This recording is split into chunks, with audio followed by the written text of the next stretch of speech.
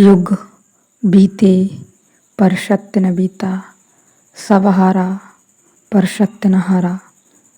यदि आपने अभी तक अंतिम अध्याय न देखा हो तो अंतिम अध्याय देखें, और यदि आप इस अध्याय को समझ सकें तो अंतिम अध्याय को देखने की आवश्यकता बिल्कुल नहीं है। और यदि आप अभी तक बिल्कुल ध्यान में निरंतर रहे हैं तो आप जान ही चुके होंगे, पहचान चुके होंगे कि हम जहाँ जीवन समझते थे वहाँ सिवाय दुख के और कुछ नहीं है।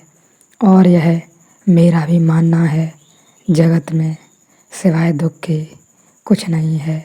हाँ, यह निर्णय तुम्हारा है कि यहाँ सुख है या नहीं, लेकिन मेरा मानना यह है कि यहाँ सिवाय दुख के और कुछ नहीं है। यहाँ प्रत्येक चीज़ में दुख है। यदि हमें सुख चाहिए तो हमें अंतर यात्रा में उतरना होगा, हमें ध्यान में प्रवेश करना होगा। धीरे धीरे सहज ही सहज हमें अपना मार्ग खोजना होगा। ख्याल रहे, जीवन एक बहुत गहरा रहस्य है, बहुत गहरे से गहरा रहस्य है जो भीतर छुपा हुआ है। ख्याल रहे, भीतर बहुत गहरे से गहरा रहस्य छुपा हुआ है। और मैं तो मानता हूँ जीवन भीतर से ही शुरू होता है, न कि बाहर से। जितना समय तक मैं बाहर जिया उतना मेरे ख्याल में मैं भटका, सिवाय दुखों के और कुछ न मिला। जब से अंतर की यात्रा में प्रारंभ हुई है तब से सुख के दर्शन होने लगे हैं, अमृत की बारिश होने लगी है।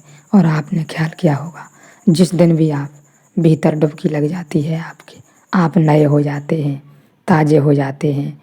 ऐसे ताज़े हो जाते हैं जैसे सुबह आप उठते हैं नींद से तो बिल्कुल ताज़े होते हैं, चाहे भले ही आप शाम को बड़ी चिंता, बड़ी व्यर्थता, बड़ी अकुशलता में सोए हों, बड़ी से बड़ी चिंता में सोए हों। लेकिन नींद एक ऐसी चीज़ है जो आपके सारे प्रयोगों, सारी आपकी अकुशलता, सारी आपकी चिंता सबको बिल्कुल ख़त्म कर देती है। सुबह में एक नई सुंदरता होती है। इसी प्रकार जब आप ध्यान में डूबेंगे, जब भी डुबकी लगेगी, आप बार बार नवीन हो आएंगे।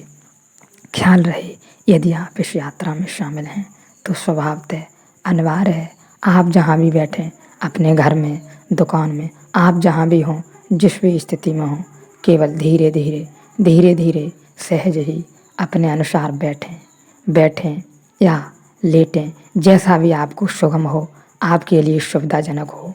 लेकिन आप ज़रूर कुछ समय ज़रूर बैठें, धीरे धीरे, सहज नहीं, जल्दबाजी नहीं।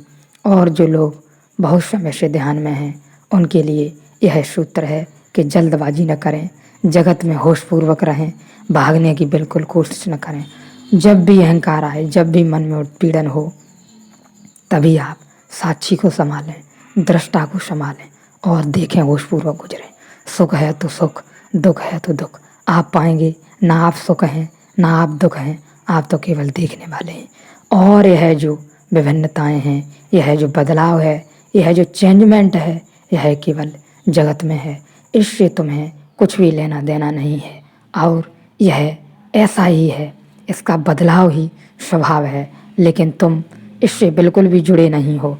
और हमने अपने सारे दुख जगत के बदलाव पर छोड़ दिए। सारे आश्रय, सारी इच्छाएं, सारी अपेक्षाएं ही दुख का कारण हैं। जो लोग बहुत समय से ध्यान कर रहे हैं उन्हें ख्याल में आ ही चुका होगा कि मन क्या है, विचार क्या है, बुद्धि क्या है। स्वभावतः जब मैं अहंकार कहता हूँ, बस इतना ही ख्याल रहे कि जल्दबाजी बिल्कुल नहीं करनी है, वरना हम अधूरे अनुभव गढ़ लेंगे। जहाँ कुछ भी नहीं था वहाँ से हम बहुत कुछ गढ़ लेंगे, वह परेशानी देगा। केवल और केवल हमें होशपूर्वक गुजरना है। प्रत्येक काम से जो भी हम करें, उठें, बैठें, चलें, खाएं, पिएं, घूमें, हमेशा ख्याल रहे, केवल साक्षी को संभालें, प्रत्येक स्थिति में होश को संभालें, बस। और आप पाएंगे कि मैं कुछ नहीं करता। जब भी मैं कहता हूँ मन, बुद्धि, विचार, इन सब को मिला के इन सब का शाब्दिक अर्थ एक ही देता हूँ कि अहंकार मिट जाए तो आप समयातीत में प्रवेश कर सकेंगे। शायद कुछ समय के लिए समय के साथ रहें। समय के साथ आने में भी समय का अतिक्रमण होने लगेगा, यानी समय कटने लगेगा। जो लोग अधिक ध्यान में रहे हैं वह यह बात समझ सकते हैं, और मेरे तो अनुभव की भी यह बात है कि जो लोग ध्यान में रहे हैं अत्यंत, वो जानते हैं जितने जितने आप गहराई में उतरते हैं समय खोलने लगता है। लेकिन ख्याल रहे, जब तक समय है तब तक काम है। दृष्टा को, साक्षी को संभाले रखें तब तक। लेकिन जब भी समय का अतिक्रमण होगा, समय का न होना होगा, आप प्रभु के पास होंगे, आप अपने अंत्यतम स्वरूप में होंगे। ख्याल रहे, वहीं से सत्य की यात्रा चालू होती है। मेरा तो मानना यही है कि जीवन वही है। अब चाहे जितना समय लगे, मैं उसको दोष नहीं देता।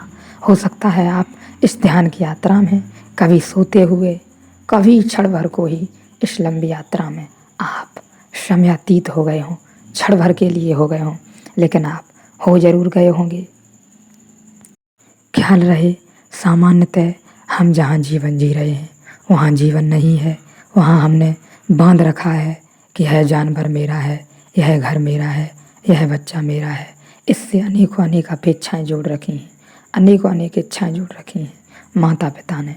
स्वभावतः हम तो देखते हैं आज के ज़माने में अपने बच्चों से हजार अपेक्षाएं जोड़ रखी हैं, और उसी आशा में भागे जा रहे हैं।